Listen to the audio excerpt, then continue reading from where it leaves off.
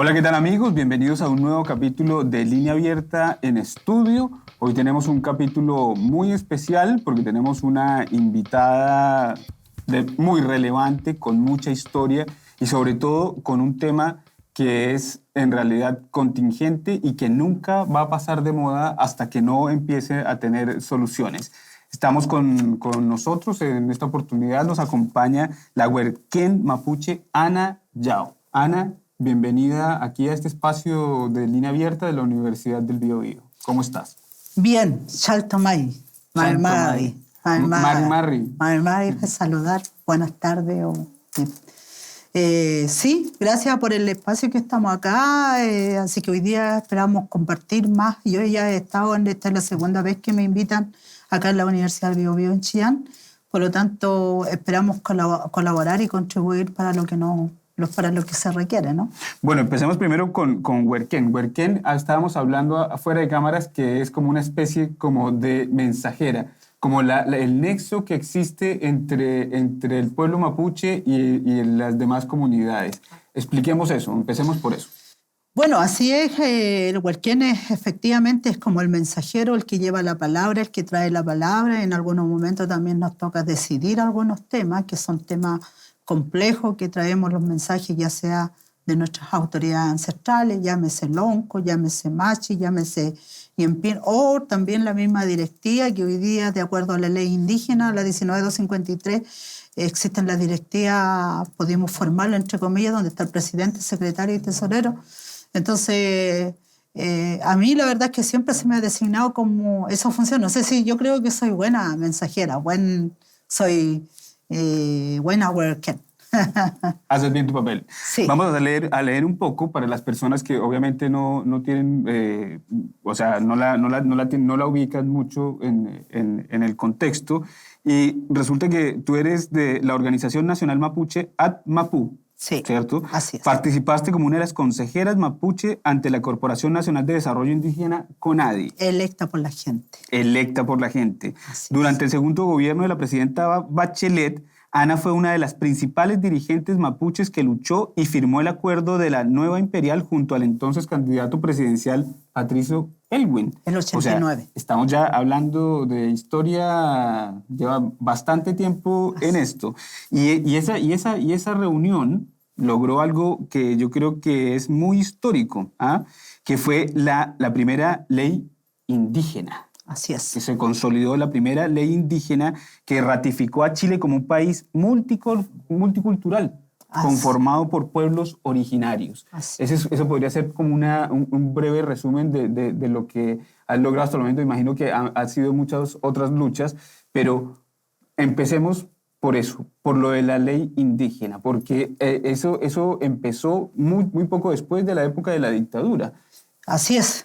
Bueno, esto tiene toda una raíz, cuando yo he señalado, tiene que ver todo con un contexto histórico, de un contexto histórico del pasado, de la que nosotros no conocemos o de la que no conocen, y también tiene que ver un poco con el tema del presente, en la que estamos viviendo ahora, y lo que también nos preocupa, lo que es el futuro.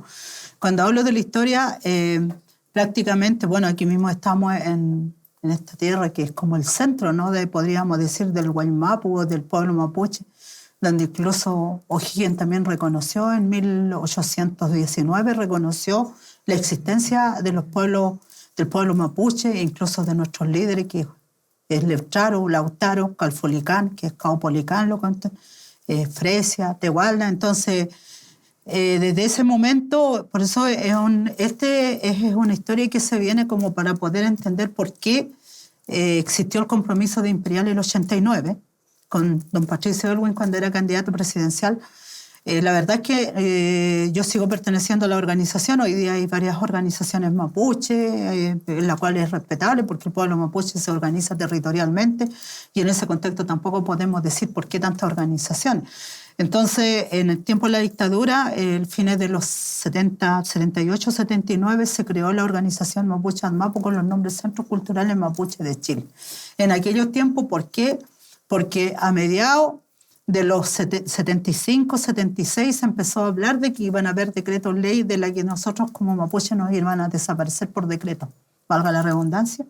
Y fue así la que se dictó 2 decretos de ley, estamos hablando del gobierno militar, del gobierno de Pinochet, de la ley 2568 y la 2750, donde a nosotros nos dejábamos de ser mapuche y las tierras mapuches dejaban de ser mapuche, pasaban a ser como tierra de cualquiera, donde se tenían que pagarse estas contribuciones que hoy día pagan los campesinos, las personas que no son mapuches, y a la vez también lo más nefasto fue que permitir el arrendamiento por 99 años de las tierras mapuches. Y en el momento en que y la división y la subdivisión que también llevó a cabo la ley la 2750, en frente a ese tema, obviamente que nosotros tuvimos que levantarnos con mucha fuerza en ese momento. La organización ADMAPO tuvo esa la finalidad, bueno, era centro cultural en esos tiempos, y en los años 80 la dictadura obviamente que no les gustó de que la organización, porque nosotros nacimos bajo el alero de la Iglesia Católica, estamos hablando del 78, el 79, y los 80 en uno de los congresos que hizo la organización de centros culturales se definieron la estrategia de defensa de nuestros territorios ancestrales. En aquellos tiempos ya estábamos hablando de territorio ancestral y estábamos hablando de autonomía y autodeterminación de los pueblos, en este caso el pueblo mapuche. Y en esa etapa aparecimos nosotros, podemos decir, aparecimos en los años 80, muy joven, con una edad bastante, hasta casi algunos éramos menores de edad, por no decir como nos decían cuando íbamos a Santiago, de que por qué no nos íbamos a cuidar chanchos, no íbamos a cuidar animales en nuestra comunidad, porque nuestros papás nos daban permiso para andar, porque éramos bastante jóvenes. Entonces, producto de eso, nacimos para oponernos a esos 2 decretos de ley, que es la 2568 y la 2750. Fue todo un periodo de lucha, todo el proceso de los años 80, a mediados de los 80, bueno, muchos dirigentes presos, muchos dirigentes fueron asesinados, que hasta el día de hoy están detenidos, desaparecidos también en eso, y otros fueron encarcelados, relegados al norte.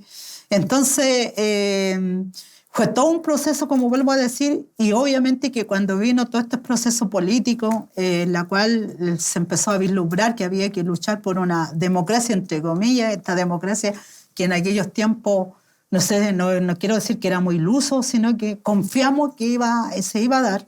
Entonces empezamos a participar todo en ese proceso y empezamos a buscar aliados estratégicos y buscamos aliados con las personas no mapuches, con los movimientos estudiantiles, con los movimientos obreros, con todo esto. Viajamos a Santiago, con los movimientos políticos que empezaron a crearse como a mediados de los 80, con todos estos temas en contra de la dictadura. Y nos inclinamos cuando tuvo que hacerse para el plebiscito del sí y el no. Y nosotros como organización ya nos cambiaron de nombre, porque la dictadura obvio no aceptó de que fuéramos Centro Cultural Mapuche de Chile, porque eso significa reconocer la existencia nuestra. Por lo tanto, había que cambiarnos de nombre. Entonces, en los años 80 fue todo un tema de que nos quisieron cambiar de nombre, y ahí fue donde nació la organización. En los mismos centros culturales nació con el nombre de la organización mapuche ADMAPO, de la que hasta el día de hoy.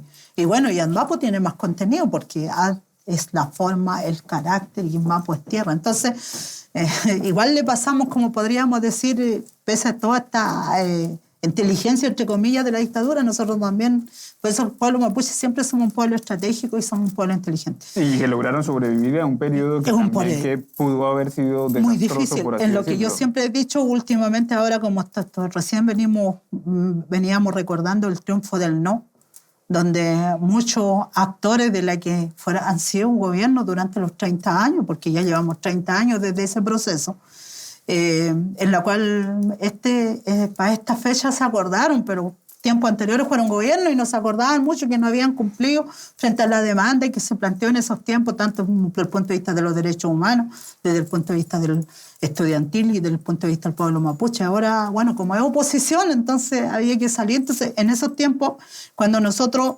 lo que luchamos en aquellos años, nosotros nunca sabíamos si cuando salíamos de nuestras casas, si en la noche llegábamos de regreso. Era una situación difícil, que no ha cambiado mucho dentro del mundo mapuche ahora, porque hoy día cuando hay comando jungla, cuando hubo operación huracán, cuando nuestras comunidades están militarizadas, están corriendo el mismo riesgo nuestra gente joven. Entonces, para nosotros, la verdad es que si me preguntan, el salto inmediatamente que damos entre la época de la dictadura y la época actual, para nosotros no han habido muchas diferencias. Y ahí es donde yo, en este segundo periodo, la presidenta Bachelet salí con bastante fuerza a señalar de que ya basta estas mentiras, basta que nos mientan, porque cuando yo firmé el compromiso en Imperial el 89, en la cual con puño y letra lo tengo firmado, nosotros hablábamos de ministerio indígena en esos tiempos, estamos hablando del 89, estamos hablando de reconocimiento constitucional, porque había un compromiso que íbamos a cambiar la constitución política, que era una constitución antidemocrática, y se hablaba también del tema de la representatividad de los pueblos originarios, en particular la del pueblo mapuche, la participación política. Y dentro de eso también hablábamos sobre la devolución de las tierras usurpadas, porque a nosotros nuestros territorios fueron usurpados. Eso era lo que hablábamos en el compromiso de Imperial. Y para eso, ¿qué es lo que hubo? ¿En qué llegó el compromiso de Imperial? El compromiso de Imperial: no hubo reconocimiento constitucional, no hubo ministerio indígena, no hubo participación política de los pueblos indígenas. Sí hubo una ley, que uno tampoco podemos decir, mire, no avanzamos nada. Hubo una ley que se llama la 19253, la actual ley indígena que existe en este momento, y existió una Corporación Nacional de Desarrollo Indígena, que en el fondo el Ministerio Indígena que nosotros estábamos discutiendo en esos tiempos es lo que hoy día pasa a llamarse CONADI, que todos los conocemos, que todos vamos a golpearle las puertas a la CONADI cuando necesitamos algo. ¿Y qué pasó? Al transcurso del tiempo, la ley lo discutimos, con más de 2.000 y tantas reuniones en las comunidades, con más de 15 reuniones regionales y con un congreso donde le entregamos la propuesta y borrador de ley a don Patricio Aylwin, cuando ya él era presidente. Estamos hablando de los años del 92, 93, 94, se lo entregamos. Y de allá hasta acá. Bueno, pero dentro de eso tuvo un proceso esa ley de que llegó a manos del Poder Ejecutivo, se le cambió, no es la ley la que nosotros entregamos la propuesta, por eso tiene tanta imperfección esa ley, porque por eso también se levantaron los movimientos los años 93, 94, el año 2000, cuando hoy día todos hablan sobre la radicalización del movimiento mapuche. ¿Por qué la radicalización del movimiento mapuche? Porque no se respondió a los compromisos que nosotros habíamos llegado el 89 y no se cumplió, la palabra no se cumplió. Entonces, frente a esos temas, hubo modificación de la ley indígena, tanto, como le decimos nosotros, recorte con la tijera en el Poder Ejecutivo y finalmente en el Poder Legislativo, en el Congreso, donde supuestamente teníamos nuestros aliados, senadores, diputados, que en un momento nosotros votamos por ellos, los apoyamos a ellos. Entonces, ¿qué es lo que yo hoy día, como Ana Yao y como verquén de la organización mapuche, ANMAPO lo he planteado, incluso dentro de mi organización? Bueno, las organizaciones siempre también hay diversidades de opiniones. Pero que eso puede ser una de las críticas que se les puede hacer también a las organizaciones. También. Porque también se ha difuminado mucho y hay muchas voces que hablan de cosas distintas. Y a veces uno se confunde, ¿no? Exacto. Eso puede ser una autocrítica. Puede ser, pero uno también tiene que reconocer los aspectos positivos y los aspectos negativos. Y yo digo de que los aspectos negativos que de la clase política chilena de este país en la que nosotros nos comprometimos. Porque cuando firmamos el compromiso de Imperial el 89, nosotros nos comprometimos a apoyar en aquellos tiempos lo que se llamaba concertación, lo que se llamaba nueva mayoría, lo que dejó de gobernar no hace mucho ahora. Pero nosotros, en ese momento, nosotros nos sentimos al menos traicionados, lo que firmamos el compromiso de Imperial. Entonces, cada gobierno, durante estos 25 años que ya cumplió la ley indígena y la CONADI, cada gobierno que sale, el compromiso dice reconocimiento constitucional. Esta vez sí que nosotros lo vamos a reconocer y todo. O sea, ya es como un humo, como decimos nosotros. Entonces, obvio, que ¿quién no va a llamar a la manifestación social, al descontento? Por lo tanto, el propio Estado es responsable frente a estos temas en los que hoy día estamos viviendo. Bueno, tenemos la ley indígena, la 19253. Tampoco podemos desconocer de que no hemos avanzado medianamente en el tema de, lamentablemente hemos entrado al tema de comprarle las tierras a los propios usurpadores, incluso a los propios forestales que en los años 80 con el decreto, con el decreto ley 2568-2750 más el decreto ley del 701 que le dio posibilidad y le dio recursos a las forestales para que llegaran y usurparan las tierras y pudieran llenar hoy día con monocultivo de pino y eucalipto. Hoy día más encima a esa gente que a nosotros nos usurparon nuestros territorios, nosotros le estamos pagando una cantidad de recursos que la CONADI tiene que pagarle a las forestales por comprar esas tierras que han sido, que de acuerdo a los títulos de merced, si ya no quieren hablar tanto del tema de la legalidad, hablemos de los títulos de merced. El título de merced señala claramente que esas tierras han sido tierras mapuche. No hace mucho que una de las comunidades aquí en Contulmo, en la 8ª región, se le reconoció la forestal Arauco, no, si no me equivoco, o la de la Angeline, tuvo que devolver 97 hectáreas de tierra. Entonces, de acuerdo al título de Merced, esas tierras efectivamente son tierras mapuche, ¿ya? Y las tierras fueron usurpadas no solamente por las forestales, por las grandes empresas, también fueron por los propios colonos que ya, cuando se empezó aquí a construir el Estado chileno, hablamos de 1810 en adelante, de 1850, 1900, empezaron a dársele tierra a los colonos. Lo que traían, lo que venían emigrando de otros países y llegaron acá, se le entregaron 50 hectáreas de tierra, más aún con un crédito blando o un regalo que podría ser con animales, incluidos todos. Así llegaron los colonos al interior de nuestras comunidades, nuestros lobos, como podemos decir. Por lo tanto, cuando hoy día nos acusan de que nosotros somos poco menos que somos los violentistas, que nosotros hemos ido a irrumpir casas, que nosotros hemos ido a asesinar o no sé qué cosa, aquí tendríamos que conocer la historia verdaderamente, cómo fue en ese contexto. Es una historia oscura, es una historia triste en contra nuestro, pero sin embargo seguimos con este optimismo, manteniendo, por eso también trabajando, discutiendo. Hemos estado abiertos al diálogo para discutir con esta misma ley, que es la ley 19.253. Reconocemos que hoy día Isla Mien es hermano, nosotros en Mapudungun, esas palabras, es decir, la Mien tanto como para mujer y para hombre, que recuperen unas par de hectáreas de tierra. A nosotros eso nos da alegría a los dirigentes de lo que luchamos en aquellos años, de lo que fuimos parte del compromiso de Nueva Imperial, que muchas veces no fuimos comprendidos dentro de las propias comunidades mapuche. También nos acusaron de que poco menos nosotros estábamos vendiendo a nuestras comunidades, a nuestros lobos. En consecuencia que no ha sido así. El caso mío, yo ya llevo bastante, casi 30 décadas como dirigente, y quiero decir que pese a ser la firmante del compromiso de Imperial, para el tema de que hubiera una ley indígena, que existiera una Corporación Nacional de Desarrollo Indígena, no tengo una hectárea de tierra, no me compró, porque la lucha en aquellos tiempos no era para nosotros individual como personas, sino que es para un pueblo. Entonces, por lo tanto, así como también hoy día estar aquí mismo en este espacio, agradecer también este espacio, estar aquí en la universidad, ver chiquillos jóvenes motivados del tema. La ley indígena también le ha dado cierta garantía, ciertos derechos de organizarse en lo que es el tema de la educación intercultural, de dar a conocer la historia, un poco esta historia oculta que han estado durante, por no decir no solamente décadas, sino que siglo del pueblo mapuche. Entonces, frente a estos temas, uno no puede negarse de no apoyar estos procesos. Uno tiene que estar abierto para apoyar estos procesos. No ha sido fácil.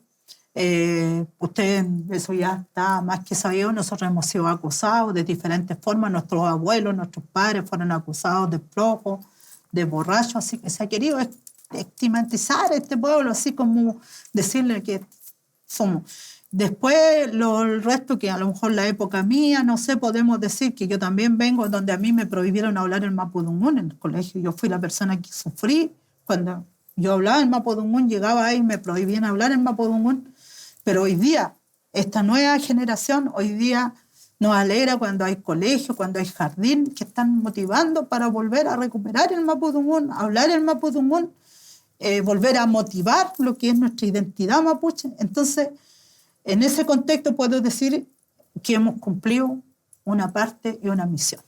Pero de alguna forma ustedes se han sentido utilizados, porque hay muchas organizaciones, hay mucha simbología, han utilizado también el tema mapuche para incluirlo en muchos otros temas, pero al final no se ha logrado tanto como ustedes han esperado. De hecho, hasta los mismos gobiernos los han utilizado, llegan a visitarlos, van y los buscan, pero finalmente no se logra un objetivo muy claro, que es el que ustedes tienen, que es un cambio constitucional, que es un cambio de participación constitucional, que eso ya se ha visto en otros países, donde hay curules dedicadas a los pueblos originarios y tienen un espacio. Entonces, de alguna forma, no se han sentido de pronto utilizados icónicamente por ciertos movimientos. Bueno, por eso yo también señalaba de que he sido últimamente bastante crítica objetiva, no subjetiva, Y además nosotros cuando hemos dicho de que el pueblo mapuche siempre ha estado abierto al diálogo y siempre hemos estado entregando propuestas, porque nosotros escuchamos a la clase política de este país, porque aquí hay que responsabilizar. Aquí hay una clase política de la cual hoy día está gobernando a través del Estado, en este caso el Estado de Chile, y son ellos los que no han querido, no tienen voluntad política de resolver este tema, lo que usted señalaba. Por esa razón también, obvio que nosotros nos sentimos utilizados por cada gobierno, independientemente de la posición política que tengan. Porque claro, es fácil criticar desde el punto de vista, a lo mejor, si es un gobierno, entre comillas, socialista, progresista, de lo que tenga, que hoy día sea un gobierno de derecha o extrema derecha, ambas partes es cómodo para ellos para decir, no, ¿sabes qué más? Que los mapuches no quieren dialogar, no, es que ¿sabes que nosotros no tenemos propuestas, nosotros no sabemos con quién dialogar porque son tantas las organizaciones. Nosotros, el pueblo mapuche, históricamente, desde el punto de vista milenario, nosotros no somos una colonia, no tenemos un reinato, un rey que solamente obedezcamos a uno solo. Nosotros somos, hay territorios, está el territorio Huenteche, Nalche, está el territorio Lapquenche, está el territorio Pehuenche, está el territorio Picunche, más al norte. Entonces, por lo tanto, es difícil que nosotros digamos que vamos a tener un solo representante que nos diga. Entonces, la clase política sabe eso, porque si ellos son muchos los que están en el poder. En el gobierno es una coalición, se ponen de acuerdo esa coalición para gobernar. En el Parlamento llegan también la coalición para gobernar. Por lo tanto, ¿cuál es la razón de que a nosotros no nos entiendan esta particularidad de la cual nosotros tenemos? Entonces, ¿por qué nos responsabilizan a nosotros? Pero sin embargo, en sus campañas llegan inmediatamente corriendo a las comunidades. Ahora dicen, no, o sea, ahora van a tener reconocimiento constitucional. Nosotros ahora vamos a luchar para que les devuelvan más tierra. Ahora nosotros vamos a luchar para que ustedes no le sigan reprimiendo, en consecuencia que está. Por eso digo, entre una coalición y otra coalición no hay diferencia. Mire, la presidenta Bachelet, recién saliendo, su segundo mandato. ¿Qué hizo la presidenta Bachelet? Broche de oro, operación Huracán, una operación montada, una mentira en la cual hoy día está saliendo. Y de ahí aquí no podemos decir que aquí no tenga responsabilidad política desde el gobierno para abajo, ya desde su subsecretario, señora Lewy, que viajaba a Argentina y Temuco, o sea, la región de la Araucanía, como podamos decir, para poder ver cómo militarizaba más la zona para que nosotros no pudiéramos reclamar nuestro territorio en esos momentos. Hoy día está el presidente Piñera. Nosotros sabemos perfectamente que el presidente Piñera es de corte de derecha. Y él va a tener una posición. Además, en este país, no nos sigan engañando, si este país sigue operando la dictadura militar, si está la constitución política de la dictadura, si aquí no han habido cambios. Por lo tanto, aquí hay una política neoliberalista y en ese contexto el gobierno que llegue, llámese Lago, llámese Frey, que estuvo, el propio presidente Elwin fue el que estuvo más voluntad política. ¿Por qué? Porque veníamos saliendo de una dictadura a instalarse esta democracia pactada, por lo tanto hubo más apertura hacia nosotros. Pero desde ese momento hubo un momento en que se quedó estancado los compromisos que hasta ahora ningún gobierno ha querido. ¿Qué es lo que pasó? El gobierno de Lago reconoce, hace un nuevo trato, como lo dicen en las comunidades, el nuevo maltrato, porque desde ahí comenzó más el tema del maltrato a las comunidades. La presidenta Bachelet en su primer mandato, el pacto del reconocer, ¿ya?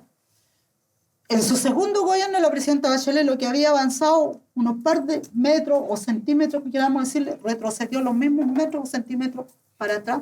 ¿Por qué? Porque hoy día, yo lo he planteado en otros lugares, en este lugar no tengo por qué tener miedo, hoy día está operando aquí el tema de los poderes fácticos.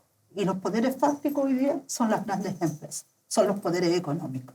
Por lo tanto, hoy día lo que dirige en este país, de acuerdo a la constitución política, son los poderes económicos y en ese contexto, obviamente que todos los gobiernos que llegan tienen que responder a esos poderes económicos. Miren, la presidenta Bachelet de premio se va de encargar del alto comisionado de las Naciones Unidas sobre derechos humanos. O sea, se ríen en nuestra propia cara. Y hoy día, ¿qué es lo que dice la alta comisionada sobre todas las violaciones de los derechos humanos, sobre la muerte del dirigente en Quintero, que habló por temas del medio ambiente? Hoy día, como hoy día se están muriendo las personas de ahí, de Quintero.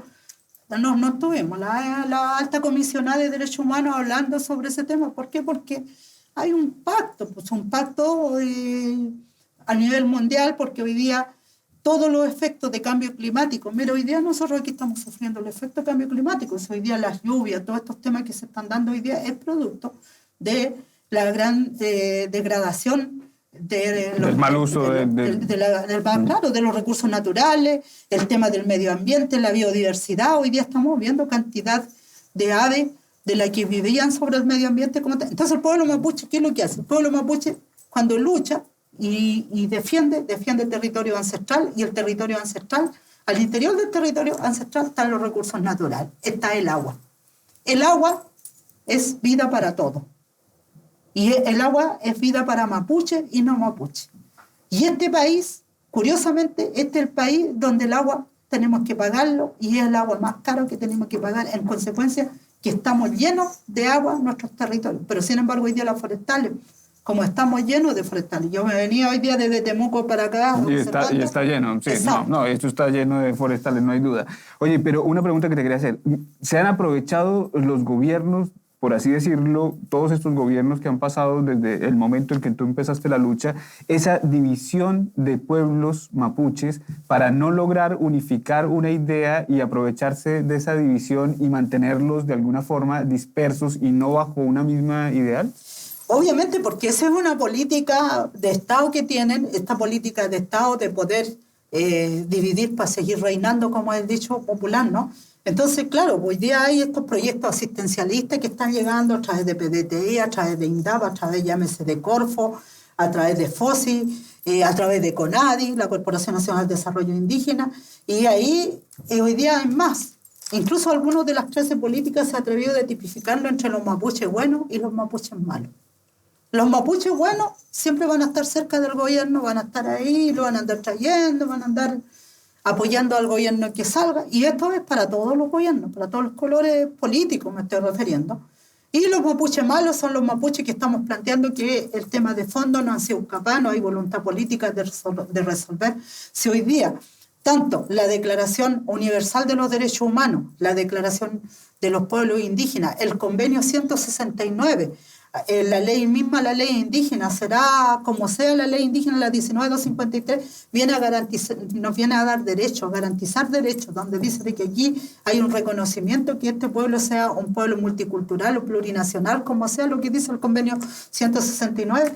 Sin embargo, los gobiernos han firmado todo esto, han ratificado todos estos convenios, pero lo que menos realizan es de poder de garantizarle derechos, sino que más bien dicho, los que vienen se han aprovechado bajo esa misma herramienta, podemos decir, jurídica, de derechos que no están, para dividirnos, como usted dice, cada uno, de tenernos divididos para acá, y entre nosotros incluso en un momento hasta hay cierta, podemos decir, este ego que tenemos también, que es mala costumbre, vamos a decir, echarle la culpa a los no mapuches, porque aquí muchas costumbres, que nosotros quizás hemos adquirido. Yo siempre he dicho, yo no hablo bien ni el español, ni hablo bien el mapudungun, porque el idioma de nosotros era mapudungun, pero sin embargo hoy día estamos obligados a hablar el español o el huinca, como queramos decir. Entonces muchas veces estamos adquiriendo conocimiento y herramientas, usando herramientas y experiencia y conocimiento de la persona no mapuche. Bajo tu conocimiento y toda esta experiencia, ¿va a existir alguna forma de hacer una unificación del pueblo mapuche bajo un mismo discurso, o sea, enfrentarse al gobierno, al poder fáctico que estábamos hablando, bajo una sola estrategia, o es muy difícil unificar ese concepto? No, yo creo que no es difícil. Yo creo que aquí es un tema de que también tenemos que vuelvo a decir, las particularidades de cada territorio, y dentro de las particularidades de cada territorio, cada organización, cada dirigente, cada autoridad ancestral que cada uno tenemos que respetar esa diversidad, porque el pueblo mapuche siempre ha sido diverso, tampoco ha sido un pueblo en aquellos tiempos. Yo ya me imagino cuando, bueno, no nos podemos olvidar que Lautaro fue asesinado por la delación de un propio mapuche, lo que sucedió no hace mucho, hace una semana atrás, que se acusa a 2 lamienes, o más bien dicho, porque 3 hay ya, Está el caso del Machi Celestino, que está condenado por 18 años por la muerte de los Lusinger Mackay. Hoy día está el Lamián Luis Tralcal, el Lamián José Tralcal, a través de la delación compensada o bajo tortura de otro mapuche que es Peralino Huinca. Y hoy día esos dos mapuches también están siendo condenados por 18 años. Entonces, no nos podemos olvidar de la historia del tema de la traición, el tema, bueno, de la desconfianza que siempre se ha tenido entre las dos culturas, por así decirlo. Entre las dos culturas. Y bueno, y si empezamos a mirar alrededor de los aliados que podríamos tener, que en este caso los partidos políticos los vemos todos los días, que por poco menos andan con una cuchilla y con un revólver asesinándose entre ellos. Entonces, ¿qué podemos esperar?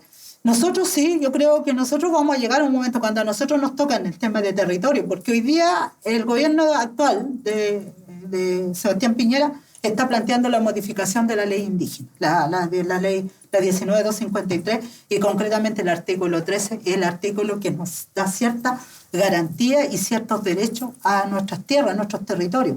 ¿Y por qué razón? Porque dice que hay propios mapuches que la propia CONADI le compró tierra el año 95, estamos hablando de 1995, cuando estaba entrando recién el gobierno democrático, entre comillas, que están pidiendo que ellos no han podido enriquecerse, no han podido crecer económicamente, entonces ellos quieren arrendar sus tierras por 25 años. Esa es solamente una falacia, como dice mi nieto, que tiene apenas 9 años. Él me dice, ¿cómo va a creerle el gobierno si es una falacia lo que te está diciendo? Entonces, a veces los niños chicos son más expertos que nosotros mismos. Obviamente el tiempo en televisión siempre es corto, pero finalicemos con un camino, con un sueño. ¿Cuál es el camino a seguir? ¿Cuál sería tu mensaje para la siguiente generación, para tus nietos, ¿sí? De qué es el camino a seguir? Uno de mis sueños es el hecho de estar aquí hoy día en Chillán, que lo conocemos un poco la historia por Bernardo O'Higgins y todo este tema, es de que aquí puede haber una tolerancia entre pueblos originarios, llámese mapuche, llámese picunche, llámese pehuenche, y llámese huinca, como le dicen los blancos, los no mapuches, que podamos tener y que podamos abrir estos espacios de diálogo, conocer y a la vez escucharnos y entregar propuestas y poder llegar algún día a respetarnos mutuamente. Yo respetarlo a usted con su conocimiento, con su cultura, lo que sea, con su riqueza propia, que es Kimun, como decimos, y ustedes también que nos respeten a nosotros con nuestra Kimun, con nuestras diversidades que podamos tener y podamos caminar juntos y construir, y definitivamente ahí recién vamos a estar hablando de paz y la clase política, porque nosotros no podemos tener poder con el lápiz cuando vamos a votar por ellos, pero al final lo que terminan decidiendo son ellos, y que esta clase política deje de ser tan mezquino y nos escuche definitivamente para que pueda tener voluntad política y resolvamos el problema y digamos definitivamente hay paz. Bueno, con ese respeto que nos tenemos mutuamente y con ese respeto que tenemos con nuestros televidentes también que nos ven, que han estado pendientes y que me imagino que les ha parecido un tema supremamente interesante y que yo creo que va a seguir durante mucho tiempo. Nos despedimos y agradecerle a Ana su presencia aquí y que nos haya podido hacer un pequeño resumen rápido y un análisis sobre todo lo que ha sucedido con este pueblo originario que obviamente ha sido y ha tenido un maltrato y ¿cómo le podemos decir?